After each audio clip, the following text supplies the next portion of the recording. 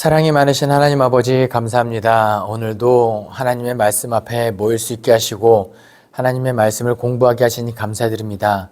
예레미야 애가를 통하여 하나님을 향한 귀한 뜻을 발견할 수 있게 도와주시고 하나님의 뜻대로 살아가기 위해 다짐하는 시간 되게 도와주시옵소서. 하나님을 사랑하고 나라를 사랑하는 마음을 우리에게 허락하여 주시옵소서. 무엇보다도 더욱더 겸손해지기를 소망하며 예수 그리스도의 이름으로 기도합니다. 아멘. 네. 예레미야 하면은, 예레미야의 별명이 눈물의 선지자, 이렇게 다 알고 계실 거예요. 그러니까 예레미야 선지자가 눈물의 선지자인 이유가, 첫 번째는, 너무 힘들어서 눈물을 흘리는 그런 측면이 좀 있습니다. 그러니까 요시야 왕 때, 예레미야 선지자가 활동할 때가 언제냐면, 요시야 왕 제13년에 활동한다고 이렇게 성경을 기록하고 있거든요. 그러면 요시야 왕이 8살 때 왕위에 오르고 12년이 지난 다음에 요시야 왕 한 20살 때쯤이죠. 그때 성전 수리하면서 율법책을 발견하고 제사장들에게 이 율법책의 내용이 뭔지 알아봐라 해놓고 뭐라고 이야기하냐면 우리 조상들이 이 하나님의 말씀이 기록된 하나님의 말씀을 지키지 않고 듣지 않고 그랬기 때문에 하나님께서 우리에게 내리신 진노가 크도다 하면서 종교개혁을 합니다. 으쌰. 그게 언제라고요? 요시야 왕 12년에. 그런데 예레미야가 요시야 왕 13년에 하나님께서 이렇게 부르시고 예레미야 입을 통해서 선포하신 말씀이 뭐였죠? 초창기에 돌아와라. 배역한 이스라엘 내 백성들아 돌아와라. 그러니까 사람들 입장에서는 야, 지금 이렇게 분위기 좋은데 또 무슨 소리냐 하고 핍박하는 그런 상황이 됩니다. 심지어 예레미야의 핵심 설교는 어디서 이어지냐면 성전 설교라고 해서 예레미야가 2번에 걸쳐서 성전에서 설교를 합니다. 이 성전 하나님께서 이곳에 계시다고 해서 너희가 하나님께서 우리를 지켜주는 것 아니다. 이런 식으로 이야기하거든요. 하나님께 예배는 하면서 죄를 아울러 죄를 범하는 이 모습을 듣고 이거 참 예배 아니다. 성전이라고 해서 그렇게 되는 거 아니다. 그래서 이 성전도 무너질 거다라는 이런 얘기를 했을 때 사람들이 다시는 그런 얘기하면은 너를 죽여버리겠다. 이런 식으로 핍박을 합니다. 그러니까 예레미야 입장에서는 너무 힘든 거죠. 하나님께서 말씀하게 하셔서 선포했을 뿐인데 오히려 핍박받기 때문에 너무 힘들어서 눈물 흘리는, 그래서 눈물의 선지자. 하지만 또 하나님께서 말씀을 주셨는데 말하지 않고서는 견딜 수 없는 그 마음에 힘들었던 선지자 예레미야. 그래서 첫 번째가 눈물의 선지자고요. 또 눈물의 선지자인 이유가 어쨌든 이 바벨론에게 항복해라 이렇게 이야기했고 하나님의 뜻을 미리 알고 있었기 때문에 바벨론이랑 싸우면 이 예루살렘 성전이 어떻게 회파되고 비참해질 것을 알고 있었기 때문에 항복해라고 한 건데 결국은 시드기야 왕이 말을 듣지 않고 항복이 아니라 함락됨으로 인해서 철저하게 유린당하는 그 예루살렘 성전을 보고 눈물을 흘리는. 그래서 바벨론 입장에서는 예레미야를 본국으로 데리고 가려고 했어요. 끌고 갔다기보다는 데리고 가려고 했습니다. 왜냐면은 바벨론 입장에서는 예레미야는 정치적 성향으로 보면은 친바벨론 성향이거든요. 왜냐면 항복하라고 했으니까요. 그래서 데리고 가려고 했는데 예레미야가 아니다. 나는 이곳에 남겠다고 하면서 끝까지 고통받는 백성들과 함께하는 모습을 이제 예레미야가 보여주는데 그때 무너진 성전과 힘들어하는 백성들을 보고 슬퍼했던 선지자, 그래서 눈물 흘렸던 예레미야, 그래서 또 예레미야가 눈물의 선지자가 되는 거지요. 네, 아마 이 두 번째, 이 멸망한 나라를 보면서 슬퍼하는 모습이 어디에 잘 기록되어 있느냐? 바로 예레미야 애가에 잘 드러나 있습니다. 예레미야 애가를 보면은 눈물 없이는 읽을 수 없는 본문? 이런 느낌도 좀 있습니다. 그런데 제가 이 강의를 들으시는 분들에게 찬물을 끼얹는 말일 수도 있는데요. 예레미야 애가는 예레미야가 썼을까요? 다른 사람이 썼을까요? 아마 예레미야보다는 다른 사람이 썼을 가능성이 높습니다. 왜냐하면 예레미야가 1장부터 5장까지 있는데 이것이 그냥 말로 쭉 읊조린 게 아니라 알파벳 C라고 C로 되어 있습니다. 알파벳 C가 뭐냐면요. 히브리어는 이제 알렙으로 시작해서 이제 타우, 그러니까 A부터 Z까지 이런 식으로 히브리 말도 이제 알파벳이 있는데요. 이 예레미야 애가 1장도 알렙으로 시작해서 한 절 한 절이 알렙으로 시작해서 타우 22개의 자음으로 1절, 2절, 3절, 4절, 22절이 되고요. 2장도 22절로 이렇게 됩니다.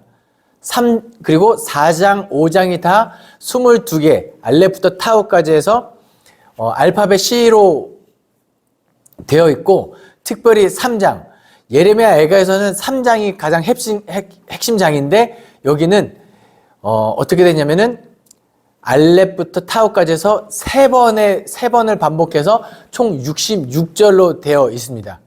그러니까 제가 왜 예레미야가 쓴 것이 아니라고 말씀드리냐면, 보세요. 성전이 회파되고 슬퍼하고 있는 그 모습을 보고 있는 예레미야가 이런 시적 운율, 규칙을 지키면서 이것을 썼다는 것은 가당치 않죠. 그렇지 않습니까? 뭔가 슬프다, 알렙, 자 이렇게 하진 않았을 거예요. 예. 그렇기 때문에 그러니까 예레미야가 어떤 이 슬픔을 탄식하는 그런 것들을 사람들에게 이야기했을 수도 있고, 그것이 예레미야 심정이 전해져서 그것을 이제 예레미야의 애가 이렇게 해가지고 누군가 다른 시인이 이렇게 쭉 적은 시라고 보시면 되겠습니다. 그런데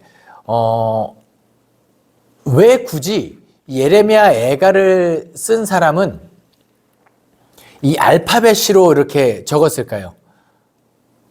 그 심정을 더 생생하게 전하기 위해서 시를 적은 거예요. 예를 들어서 이렇게 한번 설명해 보겠습니다. 한글로 가나다라로 해서 제가 시를 한 편 지어보면, 가만히 생각해 보면 나에게 있어서 다른 음식보다 라면이 최고인 것 같습니다. 이렇게 한번 설명하잖아요. 가나다라 운율로 해서 하면은 제가 가장 좋아하는 음식은 무엇일까요? 라면 딱 떠오르게 될 거예요. 이렇게 설명을 하면 가나다라. 그러니까 예레미야 애가도 역시 알렙부터 타우까지 하면서 알파벳 C로 쭉 형식을 지키면서 전하고 싶은 메시지가 있는 거예요. 그것이 뭐냐? 슬프다. 다시는 이런 일을 겪지 말자. 우리가 여호와의 진노하심으로 말미암아 우리가 이렇게 심판을 당했는데 여호와께로 돌아오고 우리가 다시는 이런 일을 겪지 말자. 그리고 예레미야 애가 3장이 제가 핵심이라고 그랬잖아요. 왜냐하면 예레미야 애가도 1장부터 5장으로 시작해서 쭉 가운데로 모이는 구조를 띠고 있거든요. 그리고 3장 중간에 핵심으로 가면 여호와께서 위로하시고 여전히 하나님이 우리와 함께 계심을 예레미야 애가가 노래하고 있습니다. 그 슬프지만 우리의 죄로 말미암아 하나님께서 진노하셨지만 하나님께서 우리를 여전히 구원하실 것이다. 그래서 우리는 그 구원을 잠잠히 기다리면 된다. 이 메시지를 주기 위하여 형식을 지켜서 예레미야 애가가 기록되었다는 것을 기록하시면 되겠고요. 오늘 강의는 그래서 그러면 예레미야 애가는 이제 다시 예레미야가 직접 짓진 않았지만 예레미야가 썼다고 제가 말씀드리면서 강의를 진행하겠습니다. 예레미야가 쓴 이 애가는 어떤 심정이 들어있는지 차근차근 알아보도록 하겠습니다. 먼저 예레미야 애가 1장입니다. 첫 번째 예레미야가 1장의 1년은 1절부터 9장 전반부까지인데요. 이 내용은 이방 민족의 조속거리가 되는 이 절망적인 상황을 담고 있습니다. 뭐냐면 이스라엘 민족은요 하나님이 함께하는 민족이기 때문에 하나님이 그들을 지켜주시고 구원하시고 번영케 함으로 인해서 세상 사람들이 쟤들은 뭔데, 쟤들은 도대체 힘도 없는 약소국일 것 같은데 어떻게 저렇게 번영하지? 하면은 하나님이 지켜주셨기 때문에 하면서 솔로몬의 왕궁 이런 모습들이 휘황찬란한 역사를 자랑하는데, 이제는 그런 것들이 다 사라진 그런 상황을 노래하고 있는데요. 슬프다. 1절입니다. 1장 1절. 슬프다 이 성이여, 전에는 사람들이 많더니 이제는 어찌 그리 적막하게 앉았는고. 전에는 열국 중에 크던 자가 이제는 과부같이 되었고, 전에는 열방 중에 공주였던 자가 이제는 강제 노동을 하는 자가 되었도다. 2절도 한번 읽어볼게요. 밤에는 슬피우니 눈물이 뺨에 흐름이여, 사랑하는 자들 중에 그에게 위로하는 자가 없고 친구들도 다 배반하여 원수들이 되었도다. 지금 어떤 상황이죠?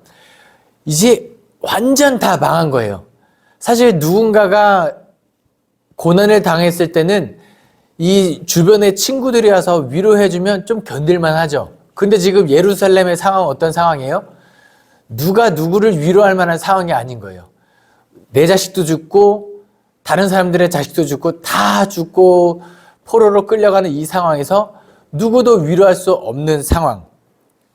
그리고 친구들도 다 배반하여 원수가 되었도다 라는 것은요, 이 다윗 때부터 이 주변에 있던 많은 나라 중에 강대국이 되었죠. 세금을 받는 나라였습니다. 그리고 솔로몬 때는 다른 나라와 정략 결혼을 해가지고 화친을 요구하고 친구 같은 민족이 되었는데, 이제는 그들이 다 배반하고 오히려 우리를 핍박하는 나라가 되었구나 해서 1장 1절부터 9절 전반부까지는 이 나라가 정말 참혹하게 멸망한 모습을 예레미야 애가가 기록하고 있습니다. 그러면은 이런 참혹한 현실을 보고 어떤 이야기가 절로 나올까요? 두 번째 예언 9절 하반절부터 11절까지 보소서, 감찰하소서, 우리를 돌보시옵소서라는 이런 고백이 절로 나올 수밖에 없죠. 9절 하반절에 여호와여, 원수가 스스로 큰 채하오니 나의 환난을 감찰하소서. 11절입니다. 그 모든 백성이 생명을 이으려고 보물로 먹을 것들을 바꾸었더니 지금도 탄식하며 양식을 구하나이다. 나는 비쳐나오니 여호와여 나를 돌보시옵소서. 지금 어떤 거예요? 예루살렘이라고 한다면, 그 성전이라고 한다면 솔로몬 때는요, 어디까지 번영했냐면 은은 취급도 안 했습니다. 왜냐하면 금도 흔하기 때문에. 그래서 성전의 모든 기구, 모든 기둥, 모든 것들을 다 금으로 쌓고 그런 휘황찬란한 역사가 있었죠. 그러니까 금이 그 정도 있으니까 다른 의식주의 문제는 전혀 없는 그런 시대가 있었는데, 지금은 어떻게 돼요? 이제는 성전에 있는 금도 다 벗겨다가 조공으로 바쳐야 되는 상황.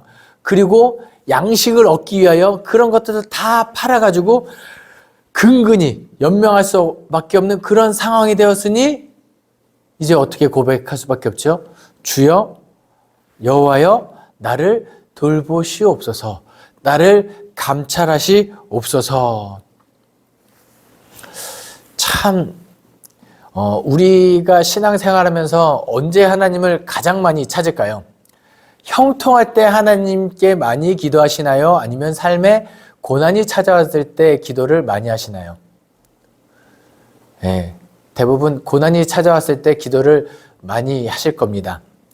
혹시 하나님께서 우리가 보고 싶으셔서 나에게 찾아왔으면 해서, 기도를 했으면 해서 우리 인생 가운데 시험을 주시고 고난을 주실 수도 있지요. 그렇죠. 예를 들어서 제가 나중에 나이가 들었는데 제 아들이 너무 저를 찾아오지 않으면 제 아들에게 저는 전화를 해서 이렇게 이야기할 것 같습니다. 야, 아들아, 아빠가 좀 컨디션이 좋아서 좀 아픈데 잠깐 얼굴 한번 보자 하면 올까요, 안 올까요? 오겠죠. 하나님이 우리에게 어쩔 때는 고난을 주실 때는 그럴 수도 있을 것 같아요. 올 때가 됐는데 왜 안 오지? 귀 한번 찾을 때가 됐는데 왜 안 오지? 하나님이 그래서 나를 찾아올 수 있게 고난을 주시면 그 고난을 감당하고 다시 하나님께 나아가야겠죠. 그래서 저는 어떤 걸 추천해 드리냐면 고난이 찾아오기 전에 하나님을 먼저 찾자. 저는 그것을 권면합니다. 내 인생이 힘들어지기 전에 하나님이 나를 너무 보고 싶어 하시기 전에 찾아갈 수 있는 저와 여러분 되었으면 좋겠습니다. 보소서 감찰하소서 돌보시옵소서. 이렇게 어쩔 수 없이 하나님을 이제는 붙잡을 수밖에 없는 상황이 되었는데 3년 12절부터 19절에는 하나님의 심판하심에 대해서 노래를 합니다. 왜요? 우리가 왜 이런 고난을 당했느냐라고 보면 우리가 잘못했고 하나님께서 진노하셨고 심판하셨기 때문을 깨달은 겁니다. 12절입니다. 지나가는 모든 사람들이여 너희에게는 관계가 없는가? 나의 고통과 같은 고통이 있는가 볼지어다. 여호와께서 그의 진노하신 날에 나를 괴롭게 하신 것이로다. 19절입니다. 여호와는 의로우시도다. 그러나 내가 그의 명령을 거역하였도다. 너희 모든 백성들아 내 말을 듣고 내 고통을 볼지어다. 나의 처녀들과 나의 청년들이 사로잡혀 갔도다.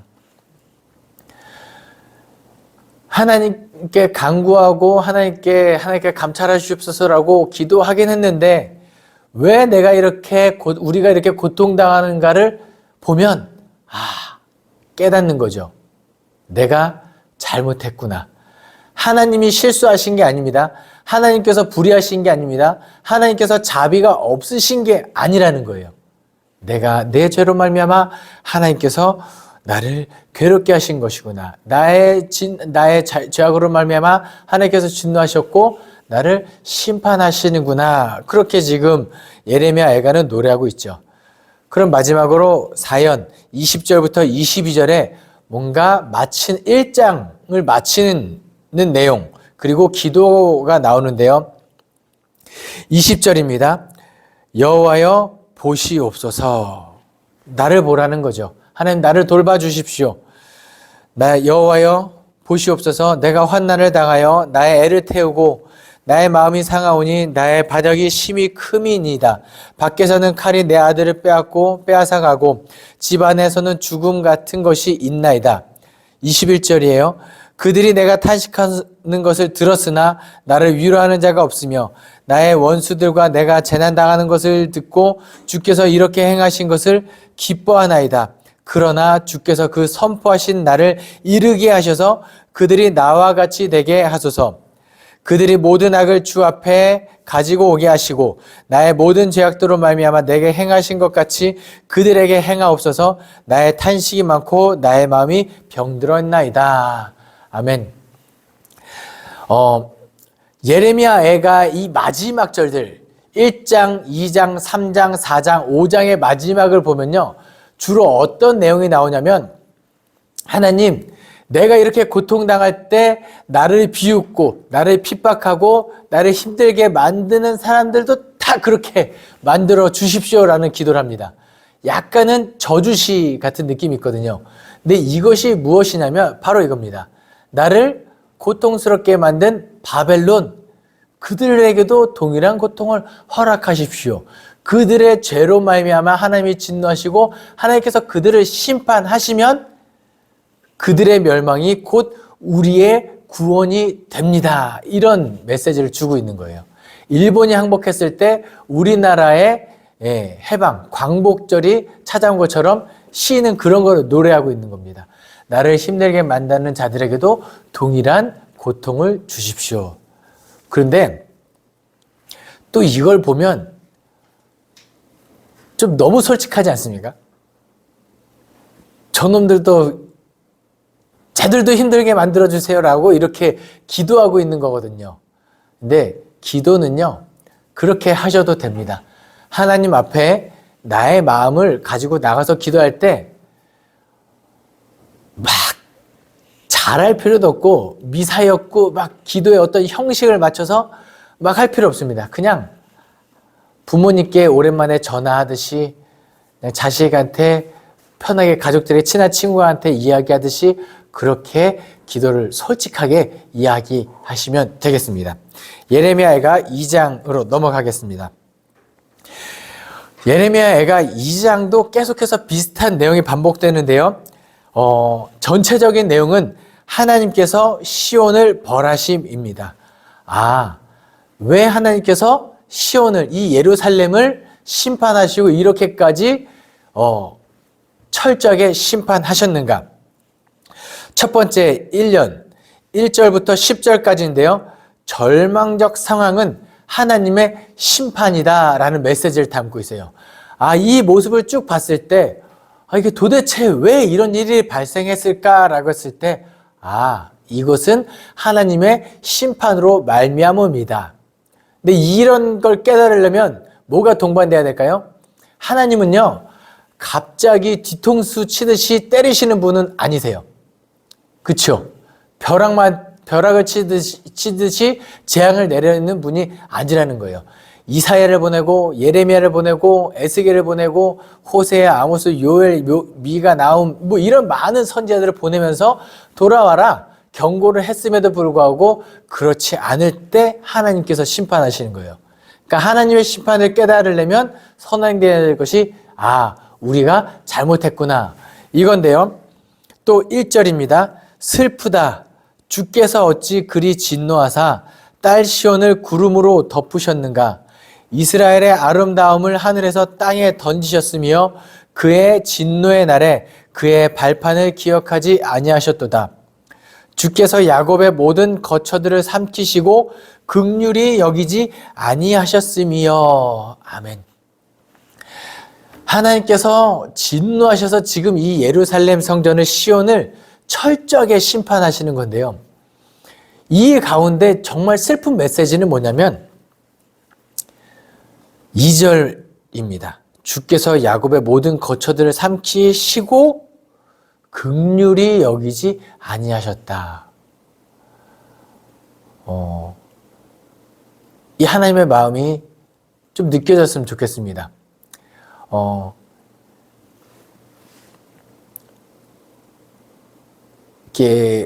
제가 저희 아버지께 혼날 때 가장 짠한 아버지가 저에게 하셨던 말씀 중에 가장 가슴에 남았던 말씀이 있어요. 회초리로 맞은 것도 있지만 그런 아픔들은 이렇게 잠깐 지나가는데 이제는 저희 아버지께서 영모야 너에게 많이 실망했다 이 말 하신 적이 있었거든요.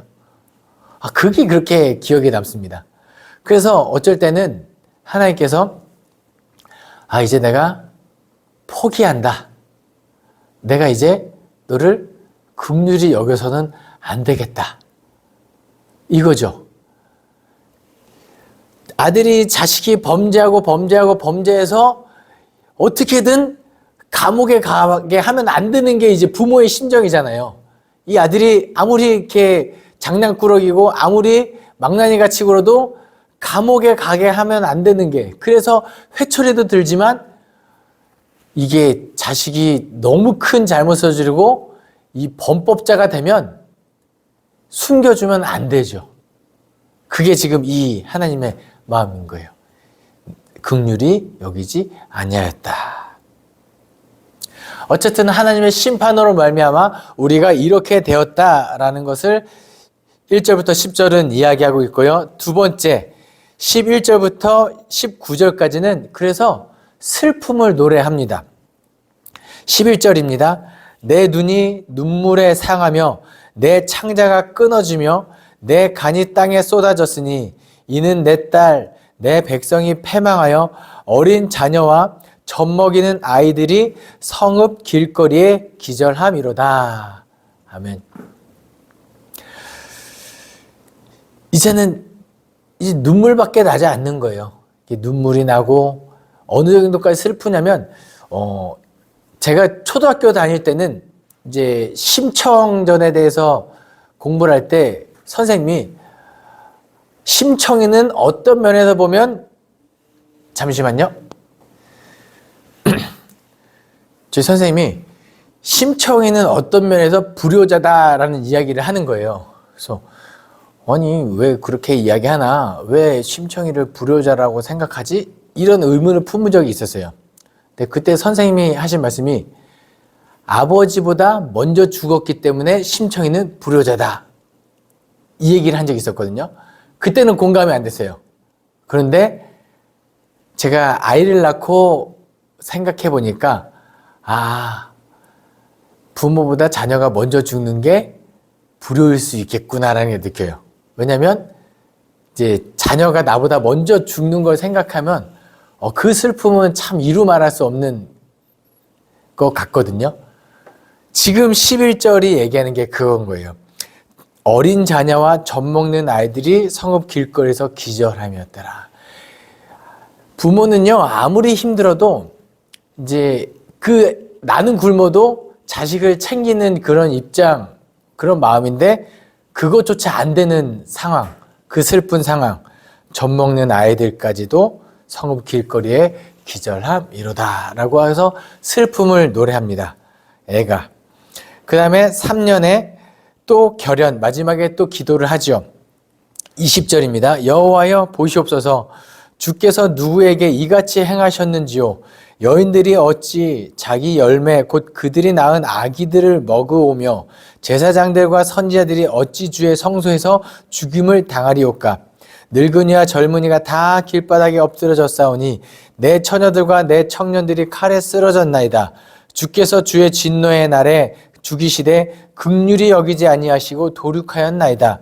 주께서 내 두려운 일들을 사방에서 부르시기를 절기 때 무리를 부름같이 하셨나이다.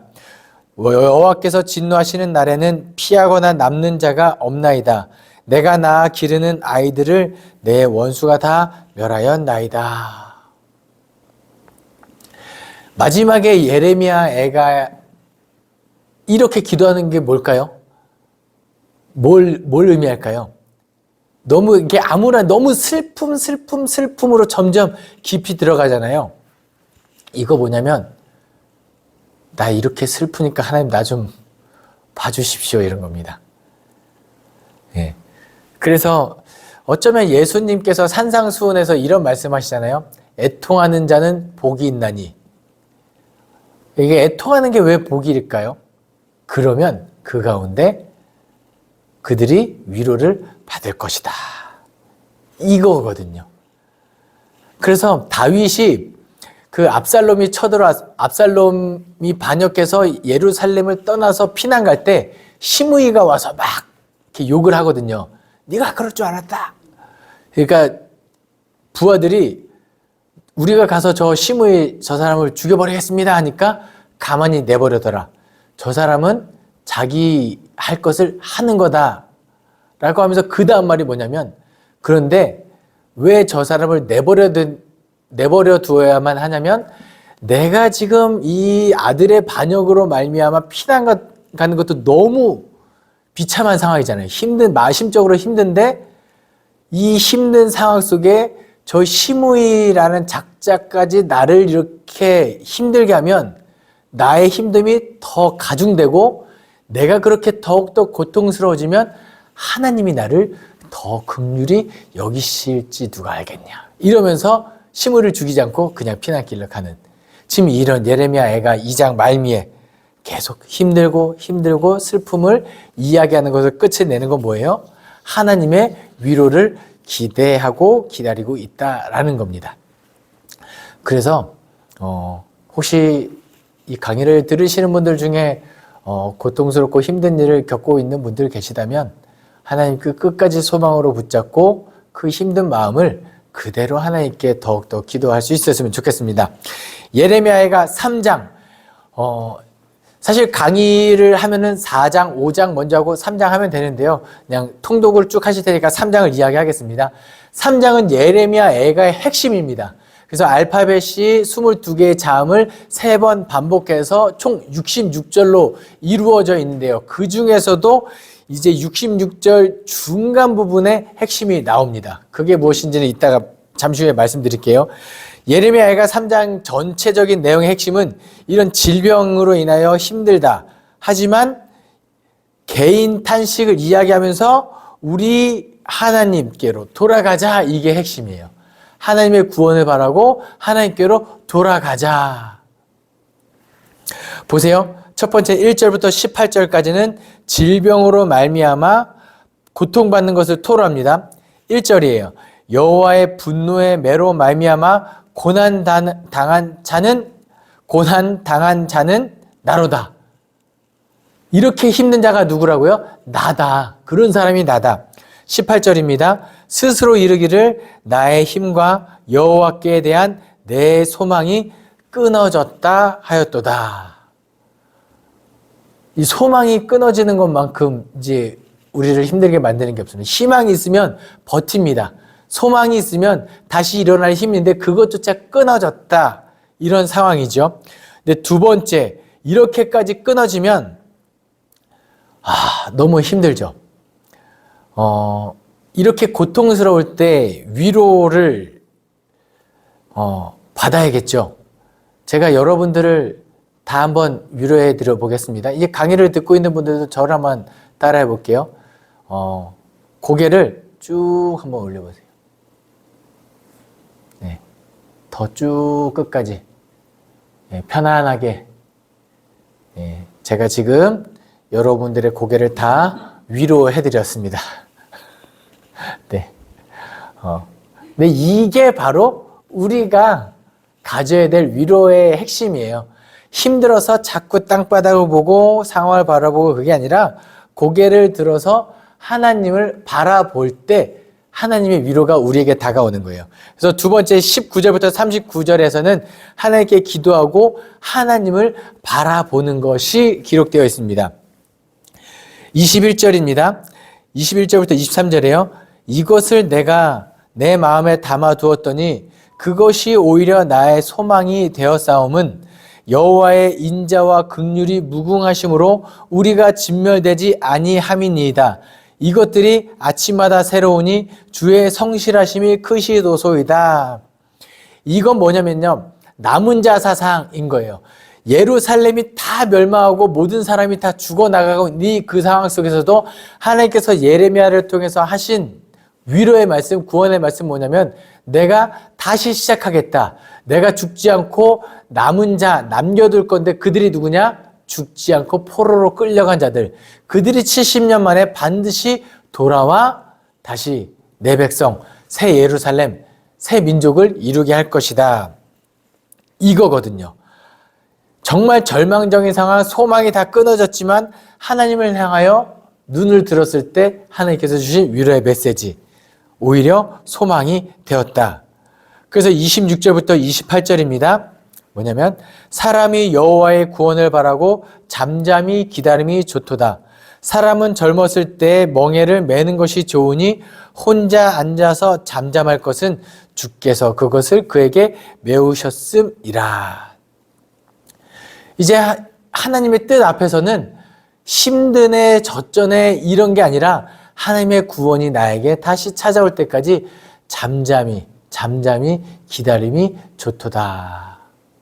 혼자서 앉아 잠잠할 것은 주께서 그것을 그에게 메우셨습니다. 누가 딱 좀 떠오르지 않습니까? 혼자 앉아서 잠잠할 것은 주께서 그것을 그에게 메우셨습니다. 두 가지 의미가 있죠. 혼자 앉아서 잠잠할 것은 주께서 그것을 그에게 메우셨습니다. 이거는 내가 혼자서 구원을 바라고 하나님 위로일 때까지 내가 그 멍에를 메고 잠잠히 기다리는 것도 있죠. 근데 또 하나는 누구죠? 그 멍에를 대신 지고 가는 그 누가 떠오르는 것도 있죠. 바로 예수 그리스도 되겠습니다.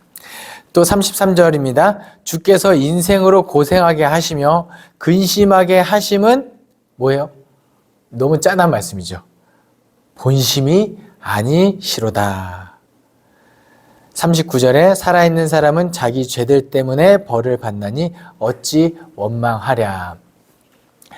제가 아마 이 호세아 소예언서나 이사야, 예레미야 계속 이야기할 때 하나님께서 우리를 심판하실 때 이 모든 예언서들의 진노 하나님의 심판 메시지가 다 담겨져 있는데 궁극적으로 메시지는 어디로 향한다고 늘 말씀드려요. 위로하심에 있다고 말씀드렸었거든요.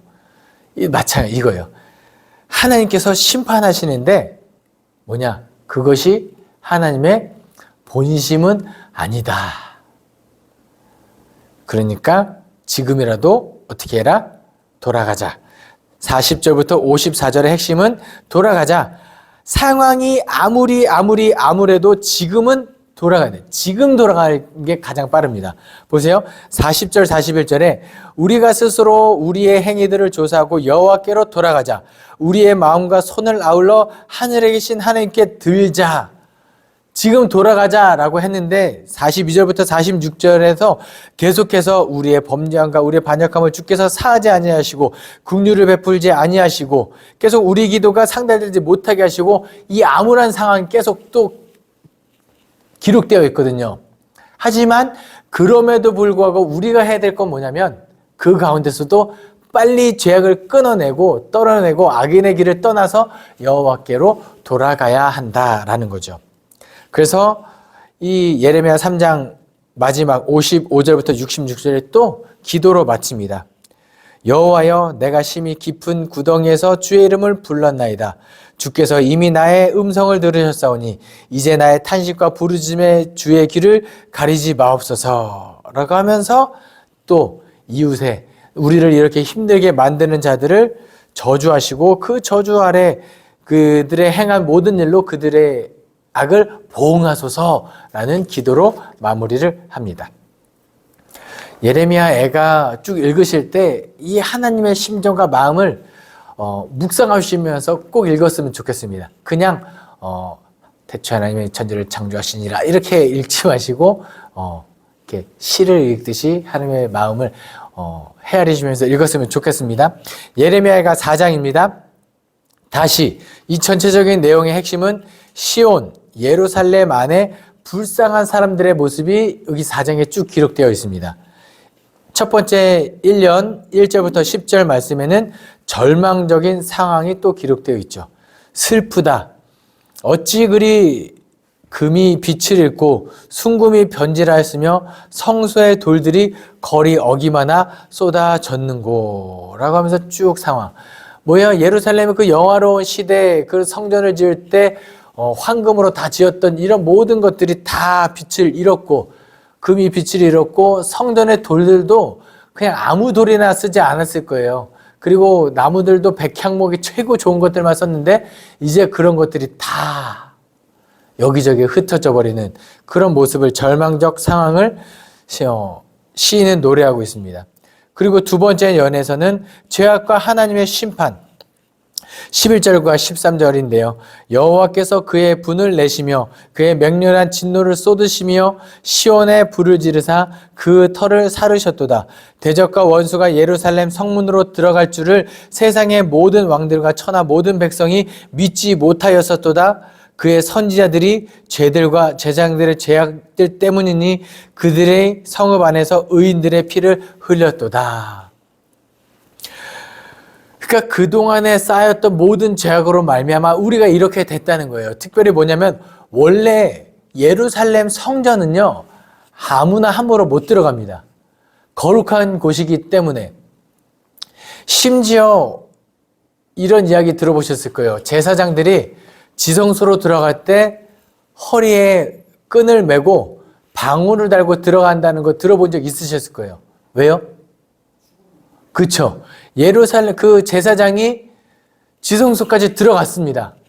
거기 들어갈 때 자신의 죄를 위하여 속죄제를 드리고 거룩하여진 다음에 온 이스라엘의 회중의 죄를 담당하고 지성소로 들어가요. 그런데 그 제사장이 거룩하지 않으면 그 지성소에서 죽습니다. 그럼 그 시체를 누가 끄집어내요? 엄한 사람 들어갔다 거기서 또 죽어요. 그럼 그 다음 사람이 또 시체를 수습하러 들어갔다가 또 죽어요. 그러면 안 되잖아요. 그러니까 밖에서 끈으로 제사장 시체를 끌어낼 수밖에 없는. 그러니까 조금이라도 악이 있으면 예루살렘으로 들어갈 수 없는 게 맞죠. 근데 지금 뭐예요? 대적과 원수가 예루살렘 성문으로 들어갈 줄은 아무도 상상하지 못했던 일들이 지금 벌어지고 있는 거예요. 원수 민족들조차 예루살렘으로 마구 출입하는 상황. 어찌하여 이렇게 되었을까? 이유는 딱 하나입니다. 하나님의 영광이 그들을 떠났기 때문에. 예루살렘 성전 자체가 거룩한 것이 아니라 그 성전 안에 거하시는 하나님으로 말미암아 성전이 거룩한 건데, 하나님이 떠나면 이제 어중이 떠중이 누구나 다 갈 수 있는 거예요. 중이? 중이. 예, 중들도 들어갈 수 있는 그런. 예. 근데 왜 그렇게 됐냐면 선지자들의 죄로 말미암아, 제사장들의 죄로 말미암아 의인들의 피를 흘렸기 때문에 이렇게 예루살렘이 하나님의 심판을 당하게 되었도다. 그럼 또 마지막으로 탄식을 하죠. 17절부터 22절인데요. 17절에 우리가 헛되이 도움을 바라고 우리의 눈이 상하며 우리를 구원하지 못할 나라를 바라보았도다. 뭐예요? 바벨론에게 항복해라. 이게 예레미야의 예언의 핵심이었잖아요. 그런데 시드기야 왕이 끝까지 어디를 의지했죠? 애굽을 의지했습니다. 헛된 곳을 의지했죠. 그러면 바벨론을 의지하는 게 맞을까요? 아니에요. 하나님께서 원하시는 것은 바벨론에게 항복해라라는 메시지 가운데서도 끝까지 하나님을 의지하고 하나님께 돌아오기를 원하는 그 내용. 우리가 헛된 것을 바라보았구나라고 탄식을 하고 어떤 희망을 갖죠? 20절에 우리의 콧김 곧 여호와께서 기름 부으신 자가 그들의 함정에 빠졌으며 우리가 그를 가리키기 전에 이르기를 우리가 그의 그늘 아래에서 이방인들 중에 살겠다 하던 자로다. 우리가 핍박했던 그 예언자 예레미야가 참 예언자였고 그 사람 말이 맞았구나라고 이야기하는 겁니다. 그리고 21절 22절에 우스 땅에 사는 딸 에돔아 즐거워하며 기뻐하라. 잔이 내게도 이를지니 내가 취하여 벌거 벗으리라. 이거 반어법이죠.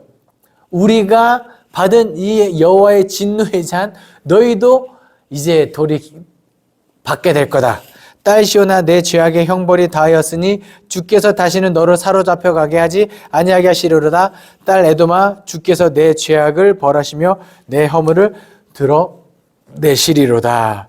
에돔을 심판하고 이 심판으로 말미암아 이 심판이 곧 시온의 회복을 의미하는 것. 이제 아까 이야기했던 그 회복의 원리가 또 예레미야가 4장에도 잘 드러나 있습니다.